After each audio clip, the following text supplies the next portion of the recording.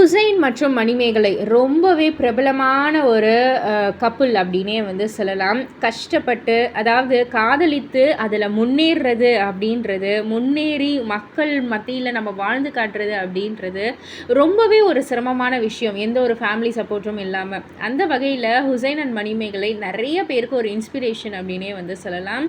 ஆரம்ப காலகட்டத்தில் அவங்க பட்ட கஷ்டங்கள் அனைத்துமே வந்து நிறைய நிகழ்ச்சியில் வந்து அவங்க வந்து ஷேர் பண்ணியிருப்பாங்க. இதெல்லாம் தாண்டி ஒவ்வொரு லெவலுக்கு நாங்கள் வந்து ரீச் ஆகக்குள்ளேயும் எங்களுக்குள்ளேயே வந்து அந்த ஒரு மோட்டிவேஷனாக இருக்கணும்னு சொல்லிட்டு தான் சூரிய வம்சமுடைய பாடலை வந்து நாங்கள் போட்டுப்போம் ஒவ்வொரு வீடியோக்கும் ஃபோட்டோஸுக்கும் அப்படின்ற மாதிரி சொல்லுவாங்க. ஸோ இப்போ அது அடுத்த லெவலுக்கு போயிருக்கு.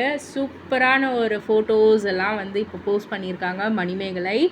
ஹெச்எம் ரெசிடென்சி ஹுசைன் மணிமேகலை ரெசிடென்சின்னு சொல்லிட்டு ஒரு ஃபார்ம் ஹவுஸ் கட்டுறேன் அப்படின்ற மாதிரி வந்து சொல்லியிருந்தாங்க இல்லையா. அந்த வீடை வந்து முழுமையாக கட்டி முடித்து கிரகப்பிரவேசமும் நடந்திருக்கு.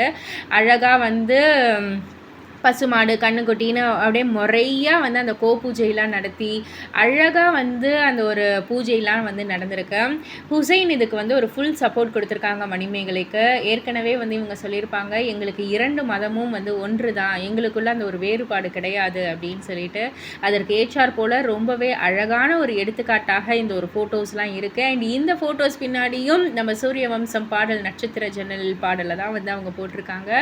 ரசிகர்களுக்கு எல்லாருக்குமே வந்து ரொம்பவே வந்து ஃபேவரட்டாக இருந்துச்சு. இந்த ஒரு ஃபோட்டோஸ் வந்து நிறைய பேர் லைக் பண்ணி எங்களுக்கு உங்களுடைய வாழ்க்கை ஒரு இன்ஸ்பிரேஷன் அப்படின்ற மாதிரி நிறைய ஷேர் பண்ணிக்கிட்டு இருக்காங்க.